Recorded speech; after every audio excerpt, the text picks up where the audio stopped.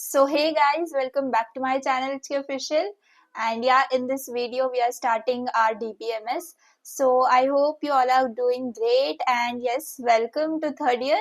ठीक है, तो yeah, इस semester भी I'll try to make as much videos as I can, क्योंकि it's enough time now कि हम लोग इसको start कर लें.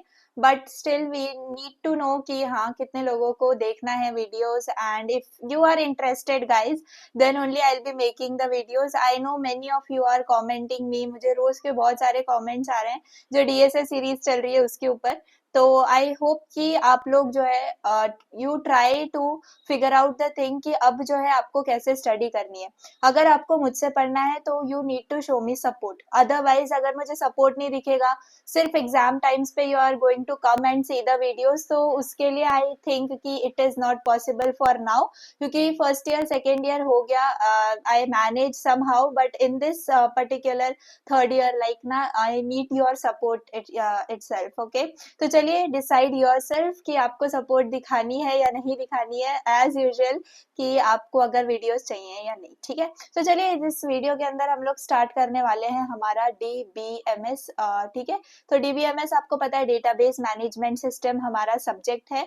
बहुत सिंपल सा है, लेकिन थोड़ी बहुत इसके अंदर आपको नॉलेज होनी चाहिए. एक कॉन्सेप्ट जो चीजें होती हैं वो हमें पता होनी चाहिए, एंड दैट्स इट. आपको चीजें बहुत क्लियरली समझ में आ जाएंगी. तो आपका जो यूनिट 1 है that is nothing but introduction to databases. तो अगर हम डेटाबेस के बारे में बात कर रहे हैं, हम लोग डेटाबेस मैनेजमेंट के बारे में पढ़ने वाले हैं इस पूरे सब्जेक्ट में, तो हमें डेटाबेस क्या है ये पता होना बहुत जरूरी है. ठीक है, तो ये चैप्टर या फिर ये यूनिट जो है आपको सिर्फ और सिर्फ डेटाबेसेस के बारे में अच्छी खासी नॉलेज दे देगा, ताकि फिर आप जो है ना आगे जाके आपको कंफ्यूजन ना हो टर्म्स में, कॉन्सेप्ट्स में.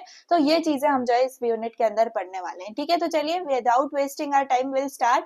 एंड या इस वीडियो के ऊपर I want many likes, I want many of your comments to show your support. Okay, तो चलिए let's start. So first of all what is data, ये सबसे पहले इंपॉर्टेंट आपकी बात है. एकदम बिगनिंग जो है ना आपकी डेटाबेस मैनेजमेंट सिस्टम की या डीबीएमएस की जो होती है वो डेटा से होती है. आपका डेटा क्या होता है ये आपको पता होना बहुत जरूरी है. वेल, डेटा क्या है, जैसे कि आप अगर बात करो तो आपके किचन के अंदर बहुत सारे इंग्रेडिएंट्स होते हैं, है ना. आपके पास रॉ इंग्रेडिएंट्स होते हैं, आपके पास अनऑर्गेनाइज्ड जो है आपके पास इंग्रेडिएंट्स होते हैं. जैसे कि अगर मैं बात करूं, आपके पास फ्लावर होता है, आपके पास शुगर होती है, एग्स होते हैं, बटर होता है. ठीक है, they don't make a cake like on their own. आपको खुद बनाना पड़ेगा, राइट. वो अंदर आपके किचन में पड़े पड़े केक नहीं बन जाएगा. You have to make the cake on your own. तो डेटा जो है वो डेटा एक रॉ और एक अनऑर्गेनाइज्ड मैटर है. ठीक है, वो खुद से जो है कुछ नहीं कर सकता, लेकिन हाँ उसको मिला के आप बहुत सारी चीजें बना सकते हो, राइट. तो बस आपको ये दो वर्ड्स बहुत अच्छे से याद रखने हैं आपके डेटा के डेफिनेशन के. That is data is a raw and unorganised fact that need to be processed, है ना. जैसे कि मैंने अभी आपको एग्जांपल दिया, किचन के अंदर इंग्रेडिएंट्स होते हैं, उन इंग्रेडिएंट्स को आप अगर प्रोसेस करोगे तब जाके उसका कोई यूजफुल मटेरियल बन रहा होगा, फूड बन रहा होगा. सिर्फ किचन में रखे रहने से वो आपका खुद ब खुद प्रोसेस जो है वो नहीं होने वाले हैं, है ना. आपको खुद उन्हें प्रोसेस करना पड़ेगा, then they are a useful thing. तो डेटा भी आपका क्या है, डेटा भी आपका एक रॉ और अनऑर्गेनाइज्ड फैक्ट ही है जो कि मतलब प्रोसेस होना जरूरी है, अदरवाइज उसका कोई यूज नहीं है. Fine, I hope you got this thing. तो here is the interesting part. आपका जो डेटा है, देखो यहाँ पर डेटा में अपीयर सिंपल, रैंडम और even useless until it is organised and given context. आपके पास घर में मसाले रखे हैं, आपके पास घर में मतलब क्या बोल सकते हैं, आटा रखा है, फ्लावर रखा है, तो अगर उसको हम लोग अगर उसका यूज नहीं करेंगे तो हम उसको ऐसे ही तो खाने वाले हैं नहीं. कभी किसी ने सुना है कि मसाला बैठ के कोई खा रहा है, मतलब raw masala I am talking about, नहीं ना. तो ऐसा हो ही नहीं सकता. तो आपका डेटा जो है वो यूजलेस रख सकता है, रैंडम लग सकता है, सिंपल लग सकता है, जब तक आप उसको ऑर्गेनाइज नहीं कर दोगे. ठीक है, तो दिस इज वेरी इंपॉर्टेंट. जब तक आप उसको प्रोसेस नहीं कर दोगे, उसको ऑर्गेनाइज नहीं कर दोगे, तब तक it is a useless thing. Example देखो, each students test score is a single data point, है ना. यहाँ पर हर एक स्टूडेंट का टेस्ट स्कोर जो है वो एक सिंगल डेटा पॉइंट ही है. The word data comes from the Latin, that is your datum. Okay, तो जो आपका डेटा वर्ड है ना, एक्चुअली ये कहाँ से आया है, लैटिन वर्ड से आया है. ये आपको याद रखना है, लिटिल फन फैक्ट आप इसको याद रख सकते हो. एंड इस डेटम का मतलब ही क्या होता है, something given. Okay. So when you say data, you are literally referring to things that are given to you, है ना, जो कि आपके फैक्ट्स हो सकते हैं, आपके ऑब्जर्वेशंस हो सकते हैं, या फिर आपके मेजरमेंट्स भी हो सकते हैं, है ना। तो डेटा तो किसी भी फॉर्मेट में आपका हो सकता है। Over time data became the plural of datum. तो वैसे तो ये इस वर्ड से आया है, लेकिन अब हम डेटा को क्या बोलते हैं, डेटा को एज अ प्लूरल वर्ड समझते हैं हमारे डेटम का, ठीक है। तो डेटा क्या है आपका, प्लूरल है ऑफ डेटम। सो टेक्निकली अगर हम बात करें, if we are being old school correct, तो वी शुड से लाइक जो ये डेटा है ये इंपॉर्टेंट है। इंस्टेड जैसे कि अगर हम बात करें, जैसे हम लोग दिस और दिस यूज करते हैं, वैसे तो ये नॉर्मल बात है, आपको पता होगा। तो अगर डेटा है मतलब कि आप ऐसे समझ लो कि बहुत सारे डेटम से बना हुआ आपका डेटा है। चलो, तो ये तो बात हो गई आपकी। आपको इस स्लाइड से बस इतना याद रखना है कि आपका जो डेटा है वो रॉ और अनऑर्गेनाइज्ड होता है, उसको प्रोसेस करना जरूरी होता है। एंड डेटा जो है वो आपको सिंपल लग सकता है, रैंडम लग सकता है, इवन यूजलेस लग सकता है, जब तक आप उसको ऑर्गेनाइज ना कर दो या फिर उसको प्रोसेस ना कर दो, ठीक है। बाकी हमने ये बेसिक लैटिन वर्ड की बात करी। आई hope you got the thing कि डेटा एग्जैक्टली आपका होता क्या है, ठीक है। Now let's talk about what is information, ठीक है। तो इंफॉर्मेशन भी बहुत ज्यादा इंपॉर्टेंट चीज है, आपको पता होना जरूरी है। सो अगर हमने डेटा समझ लिया, डेटा यानी कि रॉ और अनऑर्गेनाइज्ड फैक्ट, यानी कि हमने ये भी बात की कि उसको क्या करना पड़ेगा, हमें ऑर्गेनाइज करना पड़ेगा, ठीक है। तो जब डेटा आपका, when data is processed, organised, structured और presented in context, so then it becomes your information. ये याद रखो। अभी जो हमने पीछे पढ़ा कि डेटा जो है वो डेटा एक मतलब एक रॉ सी चीज है, एक यूजलेस सी चीज है, अगर हम उसको प्रोसेस ना करें या फिर हम उसको स्ट्रक्चर ना करें, ऑर्गेनाइज ना करें। तो डेटा को जब हम प्रोसेस कर देते हैं, ऑर्गेनाइज कर देते हैं, स्ट्रक्चर कर देते हैं, तो वो क्या बन जाता है, आपकी इंफॉर्मेशन बन जाता है। ये बात आपको याद रखनी है कि डेटा को जब आप प्रोसेस कर देते हो तब आपका डेटा क्या बन जाता है, इंफॉर्मेशन बन जाता है, ठीक है। जैसे कि ऐसा समझ सकते हो, आपका जो डेटा है वो एक पजल की तरह है, ठीक है। अगर आपके पास पजल को आप ऐसे ही देखोगे तो वो कुछ ऐसा आपको दिख रहा होगा, ऐसा आपको दिख रहा होगा, ठीक है। तो ये पजल तब तक आपको यूजलेस लगेगा जब तक उसकी पूरी की पूरी एक पिक्चर नहीं बन जाती है ना। तो जैसे ही वो पूरी पिक्चर बन जाएगी तो वो एक इंफॉर्मेशन बन जाएगी, ठीक है। और एक एक पीस की अगर हम बात करें तो वो एक एक पीस क्या है, आपका डेटा है, ठीक है। That doesn't make any sense, but एक कंप्लीट जो पिक्चर होगी that make sense, and that is nothing but your information, ठीक है। Information is processed data that is useful for making decisions and taking action. Clear है बात। तो अगर हमें याद रखना है कि अगर हमारा जो डेटा है वो अगर प्रोसेस नहीं हुआ है, and if it is a raw thing, then we can call it as a data, but when we are processing it, when we are structuring it, after that it becomes your information, okay.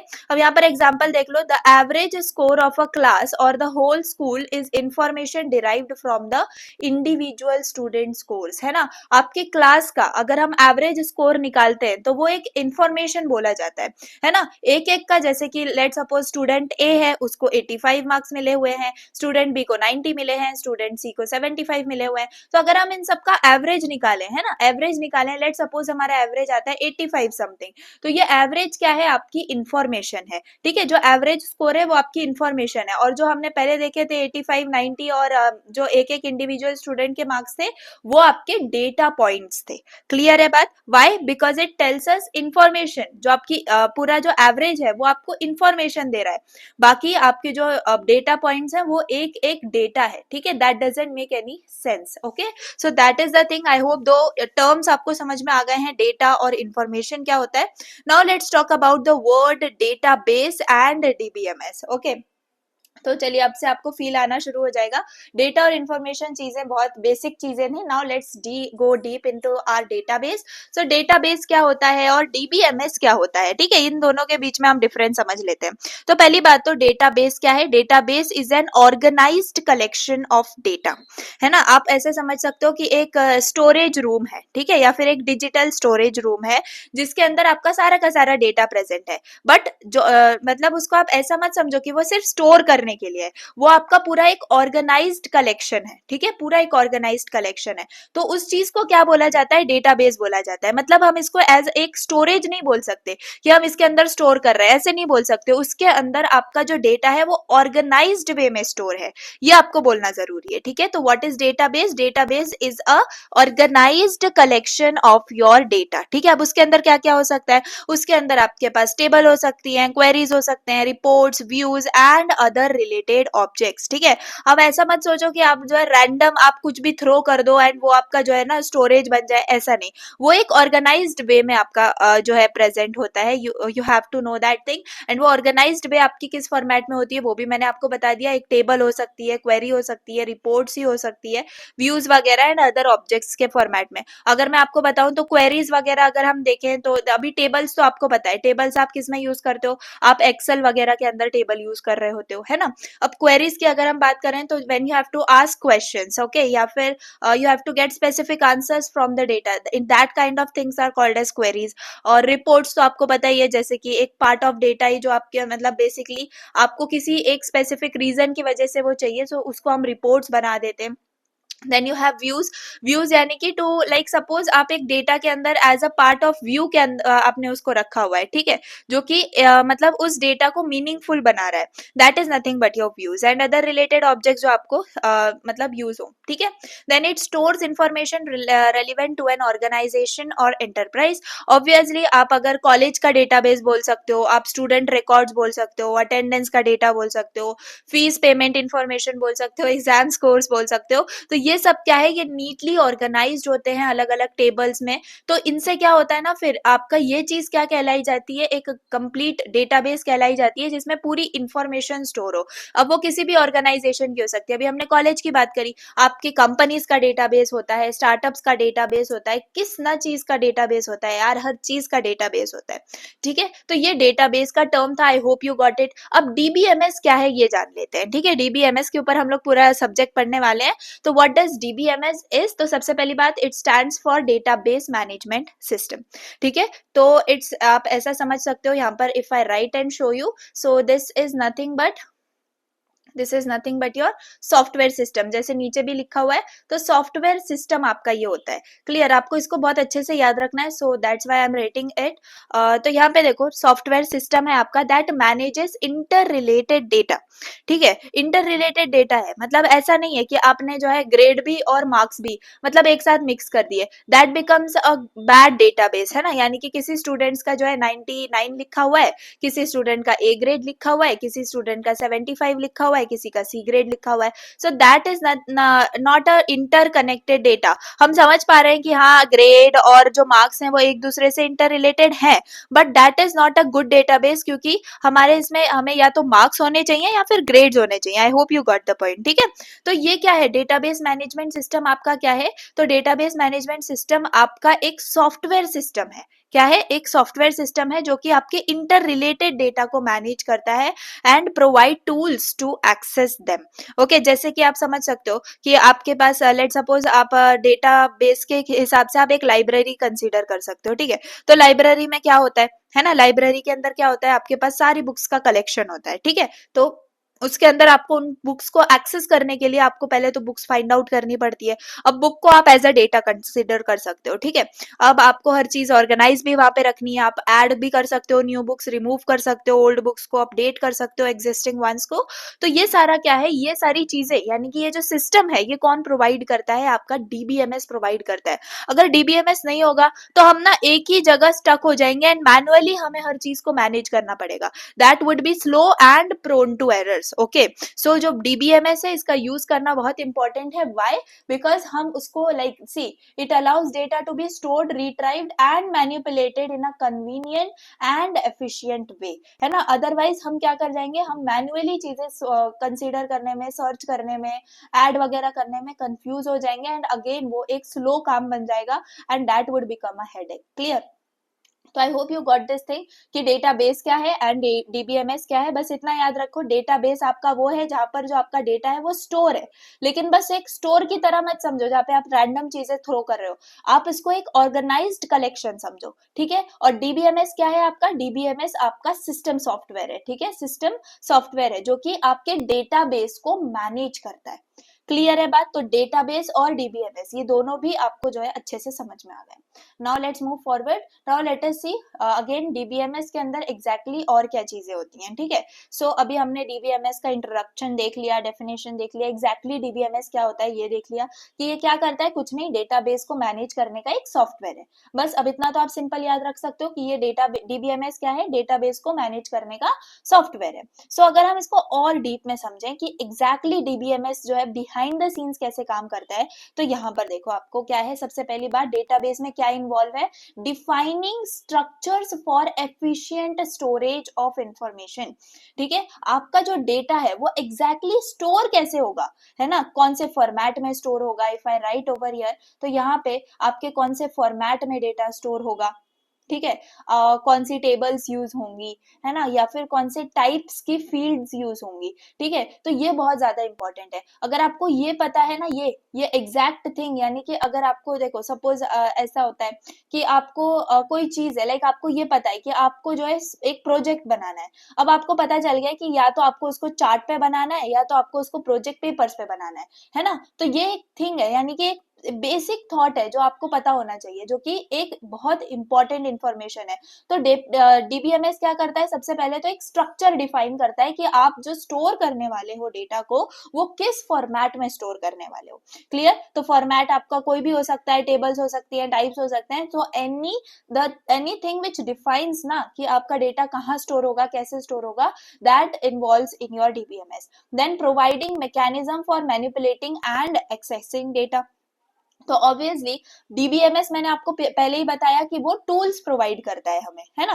तो manage करने के लिए हमारे पास inbuilt tools होते हैं, जैसे कि अगर आपको पता होगा एसक्यूएल क्वेरीज होती हैं, उससे हम क्या कर पाते हैं, हम डेटा को सर्च कर पाते हैं। करेक्ट है ना बात? तो अगर यहाँ पर मैं बताऊं आपको मैनिपुलेट और एक्सेस करने के लिए, तो आप डेटा को यहाँ पे सर्च कर पाते हो। सर्च किस हिसाब से कर पाते हो? आपके पास एसक्यूएल क्वेरीज होती हैं, उससे आप क्या कर पाते हो? सर्च कर पाते हो। आप अपडेट कर पाते हो, राइट? आप अपडेट भी तो कर पाते हो, एसक्यूएल का यूज करके आप डेटा को अपडेट भी कर पाते हो। अगर आपको एग्जिस्टिंग डेटा चेंज करना है तो आप डिलीट कर पाते हो, आप इंसर्ट करवाते हो। तो कितने सारे ऑपरेशंस हैं, एंड ये सारे ऑपरेशंस आपके कैसे होते हैं? आपकी स्पीड, आपकी एक्यूरेसी, आपकी कंसिस्टेंसी, इन तीनों चीजों को मेंटेन करके आपके हो रहे होते हैं, है ना। तो that is the thing which DBMS provides us. Then what is the next thing? Ensuring data safety during system crashes and unauthorised access, है ना।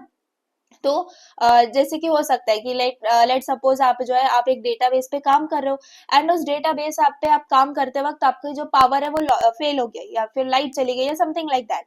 तो अगर पावर फेलियर वगैरह हो रहा है and your data is not saved, आपने उसके ऊपर पूरे दिन काम किया, अब आपका डेटा सेव नहीं हो पाया, ठीक है। तो आप अब क्या बोल सकते हो, है ना। तो यहाँ पर आपके पास ये भी सिस्टम हो सकता है कि कोई आपका डेटा हैक कर ले, है ना। तो बहुत सारी चीजें हो सकती हैं जो डेटा सेफ्टी से रिलेटेड हो सकती हैं, ड्यूरिंग सिस्टम क्रैशेस या फिर अनऑथराइज्ड एक्सेस। तो इस केस में भी आपका जो डीबीएमएस होता है ना, डीबीएमएस जो होता है उसके अंदर क्या होता है? आपका बैकअप प्रेजेंट होता है, ये बात आपको याद रखनी है, ठीक है। बैकअप होता है, आप उसको रिकवर करवा पाते हो, रिकवरी वाला सिस्टम प्रेजेंट होता है, आपके पास सिक्योरिटी होती है ना। तो ये सारी चीजें, तो ये काय में आपके इन्वॉल्व है, आपके डीबीएमएस में इन्वॉल्व है इनटू योर डेटा सेफ्टी। तो आप इसको एज अ सिक्योरिटी गार्ड या फिर जैसे एक मतलब आप इसको समझ पा रहे हो कि आपका डेटा जो है वो कभी लॉस नहीं होगा, ठीक है। तो डेटा सेफ्टी वाला भी काम आपका डीबीएमएस कर देता है। Then you have preventing anomalies when data is shared among multiple users, है ना। तो मल्टीपल यूजर्स के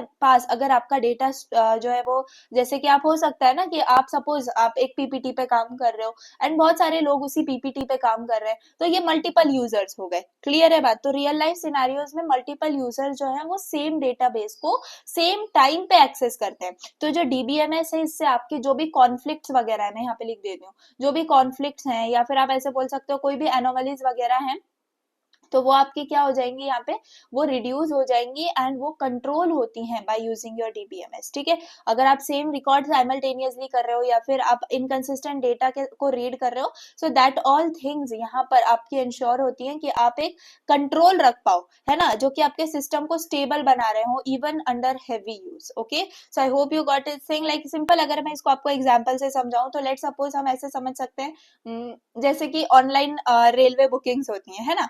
इमेजिन करो कि दो यूजर्स हैं एंड उनको लास्ट की सीट बची हुई है एंड सेम मोमेंट पे, ठीक है, वो बुक कर रहा है, सेम मोमेंट पे बुक कर रहा है, तो डीबीएमएस क्या इंश्योर करेगा, डीबीएमएस इंश्योर करेगा that only one of them gets it, और जो सिस्टम है वो एक्यूरेट रहे, ऐसा नहीं हो कि एक लास्ट सीट बची है एंड दोनों को मिल जाए, है ना। सो ये डीबीएमएस जो है ये काम कर रहा होता है। होप कि आपको ये जो चीजें हैं ये समझ में आ गई होंगी। नाउ आपके कुछ पॉपुलर डीबीएमएस के सॉफ्टवेयर होते हैं, जैसे कि अभी हमने बात की थी माई एसक्यूएल आपके पास प्रेजेंट होता है ना। जिन्होंने एसक्यूएल पढ़ा होगा बेसिकली उनको पता होगा, या फिर अभी वैसे भी हम लोग पढ़ने ही वाले हैं। तो माई एसक्यूएल आपका होता है, ये ओपन सोर्स है, फास्ट कॉमनली यूज होने वाला, आपके जो भी वेब एप्लीकेशंस वगैरह होते हैं उसके अंदर ये कॉमनली यूज होने वाला डीबीएमएस है। ठीक है, देन यू हैव पोस्टग्रे एसक्यूएल। ठीक है, तो ये भी एक ओपन सोर्स ही है, इसको हम यूज करते हैं लाइक अगर हमें कॉम्प्लेक्स क्वेरीज वगैरह अगर हैंडल करनी है in that case. Then you have Microsoft SQL server as well. ठीक है, जो ये ऑब्वियसली माइक्रोसॉफ्ट का प्रोडक्ट है जो कि कॉर्पोरेट एप्लीकेशंस वगैरह में यूज होता है। Then you have Oracle, Oracle भी बहुत इंपॉर्टेंट है, जो कि एक बहुत ही मतलब पावरफुल आप इसको कह सकते हो, जो कि वाइडली यूज्ड डीबीएमएस है आपके लार्ज एंटरप्राइजेस में। Then you have Sybase. ठीक है, ये ओल्डर है बेसिकली, आपने इसको ज्यादा सुना नहीं होगा, but it is used in some financial institutions. Then IBM DB two. Okay, यहाँ पर ये जो है ये कहाँ यूज होता है, जो लेगेसी सिस्टम्स होते हैं ना वहां पर ये यूज हो रहा होता है फॉर हाई परफॉर्मेंस। ओके, तो whether you are building a small website या फिर आप डेटा को मैनेज करते हो या फिर आप एक मल्टीनेशनल कंपनी के लिए डेटा मैनेज करते हो, जो डीबीएमएस है ये सबके लिए इंपॉर्टेंट है एंड ये सबके लिए डिजाइंड है। ठीक है, तो आई होप कि आपको डीबीएमएस का जो फील है वो इस स्लाइड से आ गया होगा। ठीक है, now let's move forward. Here are the applications of DBMS। तो applications तो आप बहुत अच्छे से खुद से भी लिख सकते हो, तो यहाँ पर आप थोड़ा आइडिया ले सकते हो, थोड़ा सुन के तो आप एग्जाम में जो है इसको अच्छे से लिख पाओगे। तो DBMS is used in a wide range of real world applications. Okay, अब यहाँ पे बात करें तो सबसे पहली बात है बैंकिंग। क्लियर, तो बैंकिंग के अंदर जो आपके बैंक्स है आपको पता है मिलियंस ऑफ ट्रांजेक्शन से, कस्टमर अकाउंट से, मतलब हर दिन डील करता है आपका बैंक। क्लियर, तो जो डीबीएमएस है ऑब्वियसली 1000% वहां पर आपका यूज हो रहा है। क्लियर, तो ये आपका डीबीएमएस कैसे यूज होता है वहां पे, तो आपके अकाउंट्स मैनेज हो रहे होते हैं, ट्रांजैक्शंस मैनेज हो रहे होते हैं, कस्टमर का डेटा मैनेज हो रहा होता है, तो ये सारी चीजें। अब देखो ट्रांजैक्शन भी होगा तो ये आपके एक्यूरेट होना चाहिए, ये कौन इंश्योर कर रहा है, डीबीएमएस इंश्योर कर रहा है। आपके अकाउंट बैलेंस है, ये कौन ट्रैक कर रहा है, डीबीएमएस ट्रैक कर रहा है। आपके कस्टमर का डेटा है, ये कौन ट्रैक कर रहा है कि क्या ये इंफॉर्मेशन लाइक सिक्योरली स्टोर है या नहीं है, ये कौन मैनेज कर रहा है, आपका डीबीएमएस मैनेज कर रहा है। कोई आपका फ्रॉड होने वाला है उससे प्रिवेंट कौन करता है, तो डीबीएमएस प्रिवेंट करता है। तो एवर आपको ये चीज याद रखनी है कि आपका जो डीबीएमएस है वो बैंकिंग में कितना ज्यादा इंपॉर्टेंट है। क्या आपको समझ में आता है, आपने कभी पे कर दिया, कभी आपके पास अकाउंट में बैलेंस आ गया या मतलब क्रेडिट डेबिट चीजें हो रही हैं, तो आपका अकाउंट बैलेंस कितनी एक्यूरेटली सारी चीजों को हैंडल कर रहा है, करेक्ट, जो आपका मतलब माइनस है प्लस है सब चीजें कितनी मतलब परफेक्टली हो रही हैं, राइट। तो ये सब डीबीएमएस करता है। अब एयरलाइंस के अंदर भी आपकी flight schedules, bookings, crew information, ये सारी चीजें डीबीएमएस में स्टोर है। यूनिवर्सिटीज में तो बहुत ज्यादा, देखो स्टूडेंट का रिकॉर्ड्स इंपॉर्टेंट है, एडमिशन इंपॉर्टेंट है, कोर्स डेटा वगैरह, तो ये सारी चीजें हो गई। क्रेडिट कार्ड ट्रांजेक्शन में आप प्रोसेस कर पाओ सिक्योरली, आपका जो ट्रांजेक्शन डेटा है वो मतलब जो स्टोर हो रहा है, ये सारी चीजें आपकी क्रेडिट कार्ड ट्रांजेक्शन के अंदर भी कैसे हो रही होती हैं, डीबीएमएस से हो रही है। क्या वो वेरीफाई हो गए हो, लॉग आउट हो गए हो, आपकी प्रोसेसिंग चल रही है, या आपका डेटा स्टोर कैसे हो रहा है, ये सारी चीजें। अब टेलीकम्युनिकेशन में भी आपके सारे कॉल रिकॉर्ड्स, कितना बड़ा सिस्टम आप इसको समझ सकते हो, राइट, मिलियंस ऑफ यूजर्स हैं इनके अंदर, तो ये सबसे ज्यादा मतलब ना बड़े बड़े डीबीएमएस की बात हो रही है। क्लियर, अब बिलिंग सिस्टम भी, यूजर डेटा भी, ये सब टेलीकम्युनिकेशन के अंदर है। फाइनेंस के अंदर भी हम बात करें तो फाइनेंशियल डेटा होता है, ऑडिट्स होते हैं, कंप्लायंस होते हैं। Then you have sales like managing inventory, customer orders and sales analytics. तो ये सारी चीजें भाई कितनी हम बात करें, मैन्युफैक्चरिंग में बात करें, ह्यूमन रिसोर्सेज के अंदर बात करें, तो हर जगह। अब ये तो आपको समझ में ही आ गया कि अब आपको एग्जैक्टली क्या बोलना है। तो मॉडर्न जो डेटा हैंडलिंग है उसका बैकबोन आपका क्या है, डीबीएमएस है। हर इंडस्ट्री में, आप यहाँ तक अगर एक कॉफी शॉप में भी चले जाते हो ना डाउन द स्ट्रीट, तो उसके अंदर भी आपका डीबीएमएस यूज हो रहा होता है कहीं ना कहीं। चाहे आप मतलब मेरा बोलने का मतलब ये है कि आप छोटी से छोटी चीज से लेके आप मल्टीनेशनल कंपनीज तक आपका जो डेटा है वो कैसे स्टोर हो रहा है, तो by using your DBMS. Fine, so I hope you got it. बस इसके अंदर डेटा स्टोर होने का काम नहीं हो रहा है, अब आपको समझ में आ गया होगा। आपका डेटा ऑर्गेनाइज रहता है, रियल टाइम में रहता है, आपका सिक्योर रहता है, डेटा कैसे प्रोसेस हो रहा है, कैसे मैनेज हो रहा है, कैसे हैंडल हो रहा है, everything is handled by your DBMS. Okay, so I hope you got this thing. Now let's talk about the purpose of database system, जिसके अंदर हम फाइल प्रोसेसिंग सिस्टम को पढ़ने वाले हैं। ठीक है, तो ये थोड़ा सा आप यहाँ पे आप अपना ध्यान दे सकते हो, इसकी बहुत इंटरेस्टिंग सी चीज है, लेकिन थोड़ा डिटेल में हमें इसको पढ़ना इंपॉर्टेंट है। सो जैसे कि अभी हमने पढ़ा कि क्या पावर है, क्या पर्पस है हमारे डीबीएमएस का, अब हमें पढ़ना है कि what is exactly file processing system. ठीक है, तो जैसे कि फाइल प्रोसेसिंग सिस्टम क्या लिखा हुआ है, it is a traditional approach to store and access data. तो मतलब पहले भी तो डेटा था ना। अब देखो, ये बोला जाता है कि पूरा जो वर्ल्ड है, एक एक चीज जो है वो आपकी डेटा है, एक एक चीज जो है वो आपकी डेटा है। क्लियर, तो ये डेटा ऐसा थोड़ी है कि अभी आया है, अभी कंपनीज बनी है, अभी डेटा आया है, अभी हमें मैनेज करना है, कोई मॉडर्न बात नहीं है। लेकिन हाँ, टूल्स आपके मॉडर्न है। तो पहले कैसे होता था, ट्रेडिशनल अप्रोच कैसे होती थी, तो फाइल प्रोसेसिंग सिस्टम आपका होता था। जब आपके डेटाबेसेस इतने पॉपुलर नहीं थे, इतना मतलब ये सब चीजें होने से पहले आपके पास बंच होता था इंडिविजुअल फाइल्स का। आप अगर ऑफिस में जाके देखते थे तो एक एक फाइल के अंदर आपकी चीजें लिखी हुई होती थी, which is applicable now as well, but पहले हर चीज कंपल्सरीली फाइल्स में मैनेज हो रही होती थी। एंड उसके अंदर आप मतलब अपना एक सेट रखते थे कि भाई ये सेट जो है ये इस चीज का है, ये सेट इस चीज का है, ये सेट इस चीज का है। तो अलग अलग सेट बनाए जाते थे फाइल्स के, है ना। So this is the thing. तो ऐसे सोच सकते हैं ना हम कि कितना मतलब डिफिकल्ट होता होगा उस टाइम। तो ये एक फाइल प्रोसेसिंग सिस्टम है जिसको हमें भूलना नहीं है, क्योंकि यही चीज से आपका डीबीएमएस जो है वो बन के आया है। It consist of collection of files and the programs that access and modify these files. अब इसके अंदर हम प्रोग्राम्स भी लिख रहे होते थे, अपने कोड्स भी लिख रहे होते थे। तो इसके अंदर हम क्या क्या लिखते थे, ये सारी चीजें हमें पढ़नी है। देखो अभी एक सिंपल एग्जाम्पल अगर मैं आपको दूं तो मतलब कंपनी के अंदर देखो बहुत सारे डिपार्टमेंट होते हैं, या फिर आप अपने कॉलेज में ही देख लो, बहुत सारे डिपार्टमेंट है, कंप्यूटर डिपार्टमेंट है, मैकेनिकल डिपार्टमेंट है, इंजीनियरिंग ये इलेक्ट्रिकल डिपार्टमेंट है। क्लियर, तो ये सारे डिपार्टमेंट्स हैं। तो उसके अंदर आप अगर बोलो कि आप ये मतलब खुद की आपकी कुछ नोटबुक्स हैं, रिकॉर्ड्स हैं, या फिर कुछ स्प्रेडशीट्स वगैरह होती हैं। ठीक है, तो ये मतलब इनको स्टोर करने का कैसा तरीका है, इनके खुद के मेथड्स होते हैं। ओवर टाइम जो आपकी ऑर्गेनाइजेशन जब ग्रो होती हैं, तो आपका जो ये फाइल्स है ना ये और ज्यादा बढ़ती जाती हैं, और ज्यादा जो ये फाइल्स का बंडल है ना ये बड़ा होता जाता है। क्लियर, और डिफरेंट प्रोग्रामर जो है उनके लिए प्रोग्राम लिखते रहते हैं। तो ऑब्वियसली ना, अब अगर कोई भी चीज अर्जेंट में चाहिए तो we are not going to see a single file. ये तो बहुत ओल्ड वाली चीज हो गई कि एक एक फाइल उठाओ और एक एक फाइल में देखो। क्लियर है ना बात। तो अगर अब जैसे अगर हम थोड़ी पहले की बात करें तो हम क्या लिखना शुरू कर दिया था, प्रोग्रामर्स ने प्रोग्राम्स लिखना शुरू कर दिए थे कि किस फाइल में क्या प्रेजेंट है, कैसे मैनेज हो रहा है, कैसे नहीं हो रहा है। तो ये सारे प्रोग्राम्स भी आपके जो है लिखे जा रहे थे for accessing and modifying these files. ठीक है, तो पहले पहले तो ये मतलब it worked fine, but eventually इसने अपना जो फ्लो है वो क्रैक कर दिया, चीजें आपकी मतलब हैक होने लगी प्रोग्राम्स के थ्रू एंड ऑल। तो ओवर टाइम आपकी जो नई फाइल्स और प्रोग्राम्स हैं are added by different programmers, ये मैंने आपको बात की, to meet evolving storage and access requirements. This system widely used before the development of modern DBMS. ठीक है, but it had several limitations, जैसे डेटा रिडंडेंसी हो जाती थी, इनकंसिस्टेंसी हो जाती थी। रिडंडेंसी और इनकंसिस्टेंसी का मतलब क्या है, देखो यहाँ से आपके डिसएडवांटेजेस शुरू हो जाते हैं, ठीक है। तो डिसएडवांटेजेस भी आपको यहाँ पे समझना जरूरी है। किस चीज का डिसएडवांटेजेस गाइस? तो ये डिसएडवांटेजेस हैं आपके फाइल प्रोसेसिंग सिस्टम के, डीबीएमएस के नहीं, फाइल प्रोसेसिंग सिस्टम के, यानी कि जो ट्रेडिशनल अप्रोच थी उसकी हम बात कर रहे हैं। तो उसके अंदर आप लिख सकते हो कि डेटा रिडंडेंसी और इनकंसिस्टेंसी। तो इसके अंदर अगर मैं बोलूँ तो आपका जो सेम डेटा है वो आपके मल्टीपल जगह पे स्टोर हो सकता है ना। रिडंडेंसी और इनकंसिस्टेंसी का मतलब यही है, हो सकता है कि आपने जो है मतलब अलग अलग आपके पास सेट्स हैं एंड उसके अंदर आपने कुछ जो डेटा है वो आपका कॉमन हो गया हो, किसी एक पर्सन का डेटा आपका वापस से मल्टीपल जगह पे आ गया हो। एक फॉर एग्जांपल एक स्टूडेंट का नेम है, उसकी आईडी है, it might be stored separately आपके एडमिशन फाइल के अंदर, लाइब्रेरी फाइल के अंदर, एग्जाम फाइल्स के अंदर, है ना।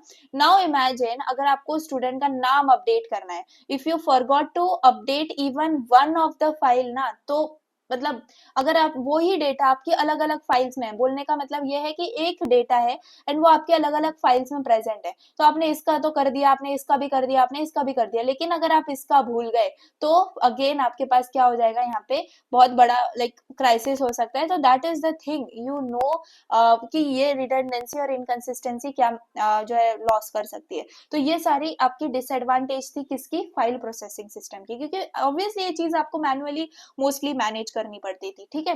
Now if we talk about यहाँ पे डिसएडवांटेजेस के अंदर अभी हमने ये वाली बात कर ली है ना। अब then you have difficulty in accessing data, यानी कि आपका जो कस्टमर प्रोग्राम है needed for every new query और task.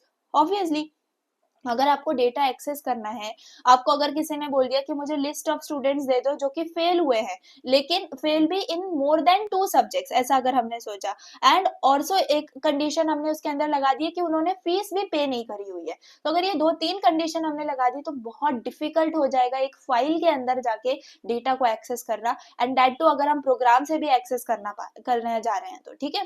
Then you have data isolation, यानी कि जो आपका डेटा है वो अलग अलग फाइल्स में स्टोर है, ठीक है, डिफरेंट फाइल्स में स्टोर है एंड डिफरेंट फॉर्मेट्स में भी तो स्टोर हो सकता है ना। तो ये जो है बहुत ज्यादा हार्ड हो जाता है to retrieve data to related the data efficiently, ठीक है। तो मतलब बात ये हो रही है कि आपका अगर सेम डेटा है, हो सकता है वो कहीं पे टेबल के फॉर्मेट में हो, है ना, कहीं पे आपके क्वेरीज के फॉर्मेट में हो, कहीं पे आपका अलग फॉर्मेट है, कहीं पाई चार्ट्स वगैरह है। तो अगर आपने एक प्रोग्राम लिख दिया है तो वो प्रोग्राम सिंपल एक चीज के अंदर जाके अच्छे से ढूंढ सकता है ना, वो हर पर्टिकुलर फॉर्मेट में जाके अच्छे से ढूंढेगा, that is not the thing. तो ये स्कैटर्ड फाइल्स के बारे में बात हो रही है कि scattered files make it hard to retrieve related data efficiently. Then you have integrated problems की कोई सेंट्रलाइज्ड एनफोर्समेंट नहीं होती ऑफ कंसिस्टेंसी रूल्स, मतलब कि अगर इंटीग्रिटी की बात करें तो एक कोई सेंट्रलाइज्ड कंट्रोल नहीं होता, मतलब कोई रूल्स जैसे लिखे हुए होते हैं। फॉर एग्जाम्पल एक रूल है दैट जो स्टूडेंट के मार्क्स हैं वो आपके 0 से लेके 100 के बीच में होने चाहिए, ये रूल है, right. It had to be individually coded in each program, clear. तो ये फाइल प्रोसेसिंग सिस्टम की बात हो रही है। तो मुझे बताओ कि इसके अंदर आपका इजी कितना है आपके मिस्टेक्स हो जाना, है ना, एंड अलग रूल्स अप्लाई हो जाना टू सम प्रोग्राम्स। तो इससे क्या हो जाएगा, आपका इनवैलिड डेटा जो है वो स्टोर हो जाएगा एंड इनवैलिड डेटा ही आपका प्रोसेस हो जाएगा, है ना। तो ये आपके इंटीग्रिटी की प्रॉब्लम्स होते हैं। फिर एटोमिसिटी प्रॉब्लम्स हो सकते हैं। मतलब एटोमिसिटी मतलब क्या होता है, जैसे कि आपका जो डेटाबेस ऑपरेशन है, इट शुड बी, मतलब या तो वो पूरे के पूरे डेटा पे अप्लाई होना चाहिए या तो वो किसी पे भी अप्लाई नहीं होना चाहिए। ऐसा नहीं है कि कुछ पार्ट पे 25% पार्ट पे ये डेटाबेस पे काम कर रहा है, बाकी 75% पे काम नहीं कर रहा है। So that is the thing. तो फेलियर्स ड्यूरिंग अपडेट्स में leave data in an incomplete sense, clear. तो ये आपको याद रखना है, अगर प्रोग्राम क्रैश हो जाता है बीच में ही तो आपका डेटा जो है वो मतलब पूरा आपका डेटा मतलब डिलीट होने के चांसेस हैं, पूरे आपके इनकम्प्लीट सेंस आपका इसके अंदर बन जाता है। देन कॉन्करेंट एक्सेस एनोमलीज की अगर हम बात करें तो देखो, अगर 2 यूजर्स ट्राई कर रहे हैं to update a single file या फिर एक सिंगल फाइल को सेम टाइम पे वो लोग अपडेट करना चाह रहे हैं, तो ये फाइल प्रोसेसिंग सिस्टम के अंदर आपका बहुत प्रॉब्लम मतलब क्रिएट कर सकता है। स्ट्रेंज चीजें हो सकती है ना, एक अपडेट की वजह से हो सकता है कि दूसरा अपडेट ओवरराइट हो जाए, जो इंपॉर्टेंट है वो ना हो। तो ये बहुत सारी चीजें हैं जो कि आपकी प्रॉब्लम्स आपकी क्रिएट करता था file processing system. System. Security problems तो ऑब्वियसली होती थी, क्यों? क्योंकि कोई प्रॉपर एक्सेस कंट्रोल नहीं था, यूजर की परमिशंस नहीं थी, है ना, तो कोई भी आके एक्सेस कर सकता था, फाइल को व्यू कर सकता था, मॉडिफाई कर सकता था डेटा को। सो इससे आपके सिक्योरिटी रिस्क जो है वो बढ़ गए थे। तो ये आपका था फाइल प्रोसेसिंग सिस्टम की डिसएडवांटेजेस, दैट इज इंपॉर्टेंट। तो आपको इन शॉर्ट याद रखना है कि फाइल प्रोसेसिंग सिस्टम आपका किस तरीके का था। तो एक नोटबुक्स की में जैसे हम डेटा को स्टोर करते हैं, मैनुअल रिकॉर्ड्स जैसे रख रहे होते हैं ना, जो मेसी होते हैं, मतलब एरर प्रोन हो रहे होते हैं, तो उन वो जो एग्जैक्ट थिंग है वो आपकी फाइल प्रोसेसिंग सिस्टम था। तो इसके अंदर ना ही कोई सेंट्रलाइज्ड कंट्रोल था, ना ही कोई डेटा एक्सेस हो रहा था आपका मतलब ढंग से, या फिर ना आपकी डेटा कंसिस्टेंसी भी नहीं थी। तो ये बहुत सारी चीजें हैं जो कि आपके डिसएडवांटेजेस क्रिएट कर रही थी, किसके अंदर? फाइल प्रोसेसिंग सिस्टम के अंदर। क्लियर? तो ये इसके ऊपर अब आपका क्या आता है? डीबीएमएस आता है। ठीक है, तो डीबीएमएस के अंदर हम क्या देखेंगे? यहाँ पे एडवांटेजेस देखेंगे। देन एडवांटेजेस एंड डिसएडवांटेजेस अगर हमें डीबीएमएस के पता चल गए, तो अब देखो, अभी आपने जो पहले समझा किसका? फाइल प्रोसेसिंग सिस्टम के डिसएडवांटेजेस। आपको अब कुछ नहीं करना है, आपको बस उसका ही उल्टा यहाँ पे लिख देना है ना, क्योंकि ऑब्वियसली वो प्रॉब्लम्स थी, तो उन्हीं का सोल्यूशन तो आपका डीबीएमएस है ना। तो जो ये डीबीएमएस है, ये इसने आपके सारे जो ट्रेडिशनल फाइल सिस्टम्स थे उनको रिप्लेस कर दिया। तो उसके जो रियल बेनिफिट्स हैं वो यहाँ पर आपको बताए गए, जैसे कि आपकी डेटा रिडंडेंसी कंट्रोल हो रही है ना। आपने अगर डेटा को एक बार स्टोर कर दिया तो वो आपकी एक सेंट्रलाइज्ड लोकेशन बन गई, है ना। और अगर आपने उसको वापस से डुप्लीकेट, आपने वापस से वही एंट्री दे दी, तो वो एलिमिनेट हो जाए, वो डिलीट हो जाए, है ना। अगर आपको एक डेटा को अलग अलग फाइल्स के अंदर स्टोर करना है, तो अगर आप एक मॉडिफाई करोगे तो वो उन तीनों फाइल्स में भी जाके खुद ब खुद मॉडिफाई हो जाना चाहिए। सो that is the data redundancy जो कि आपके डीबीएमएस ने कंट्रोल करी, है ना। सो इसी से आपका स्पेस ही नहीं बढ़ा, टाइम ही नहीं बचा, आपकी जो इनकंसिस्टेंसी थी ना डेटा में, वो भी आपकी प्रिवेंट हो गई। क्लियर?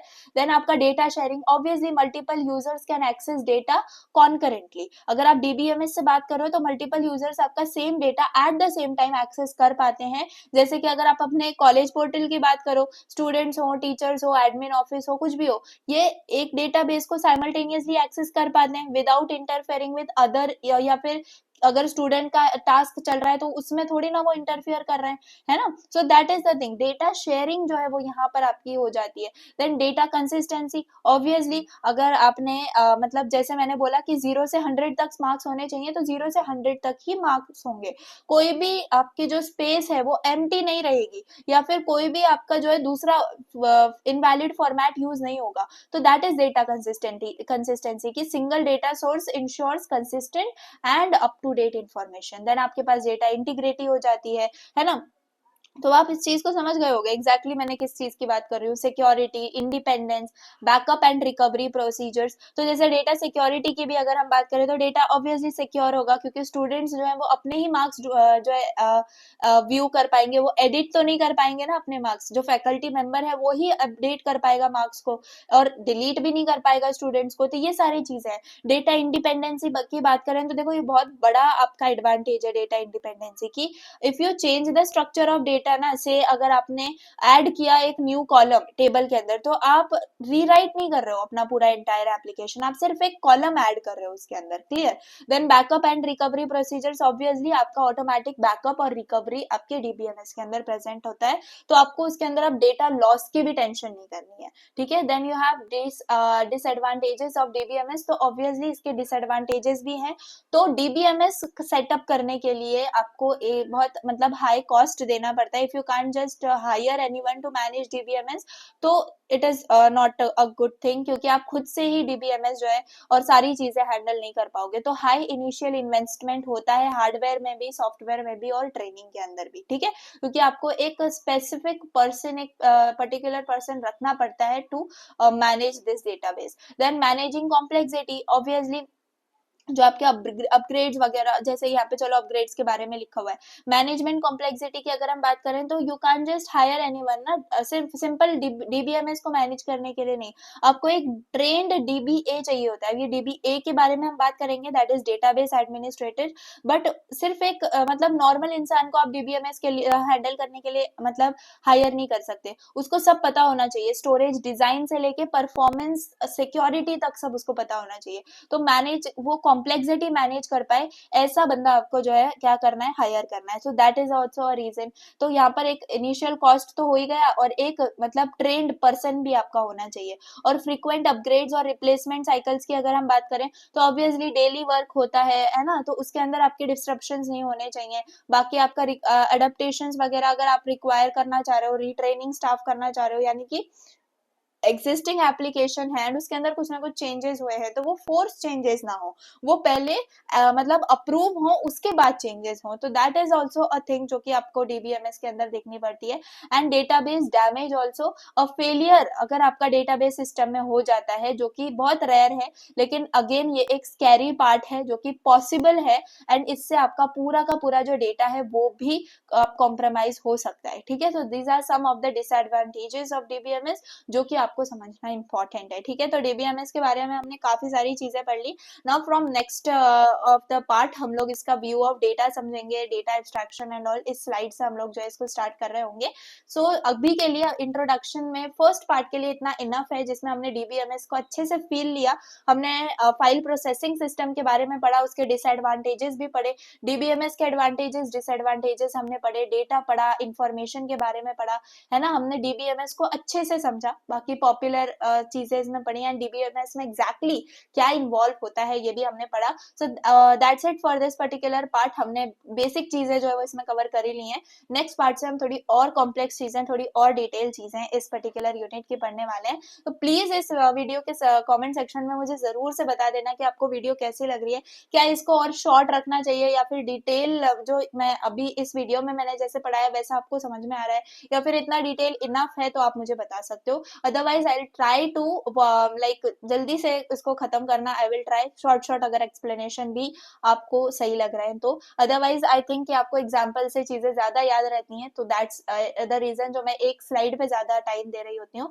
अदरवाइज अगर आपको चीजें समझ में आती हैं, आपने डीबीएमएस पहले से पढ़ा हुआ है, एसक्यूएल आपने पहले से पढ़ा हुआ है, आपको डेटाबेस मैनेजमेंट के बारे में अच्छे से नॉलेज है, तो आप मुझे बता सकते हो. फिर मैं जो है चीजें जल्दी से आपकी कवर करने का स्टार्ट करूंगी, एंड डीबीएमएस को ज्यादा हम लोग टाइम नहीं दे रहे होंगे. ठीक है, तो चलिए that's all for the day. Please like कर देना चैनल को, एंड सब्सक्राइब भी कर देना, एंड प्लीज इसको शेयर कर देना. एंड यस, डीएसए सीरीज भी चल रही है, इन मिनट सीरीज है, बहुत इंपॉर्टेंट है. देखो ये एकेडमिक्स तो होता रहेगा, आप अगर एग्जाम के मतलब 1-2 वीक पहले से भी पढ़ना शुरू कर दोगे तो हो जाएगा. लेकिन डीएसए ऐसी चीज है जो कि अगर आपने मतलब अपने इंटरव्यूज से पहले, प्लेसमेंट से 1 साल पहले से, मतलब ये बहुत लिमिटेड टाइम में बता रही हूँ, अगर आपने नहीं स्टार्ट किया तो बिल्कुल भी वो चीज आपकी जो है हो नहीं पाएगी. एंड ऑब्वियसली आपको पता है डीएसए के बिना आप कोई इंटरव्यू क्रैक नहीं कर पाओगे.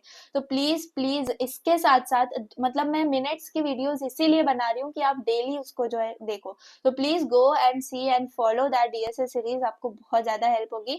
एंड इस वीडियो के नीचे आई वांट कमेंट्स कि आपको ये वीडियो कैसी लगी. चलिए that's all for the day. Thanks for watching. Bye.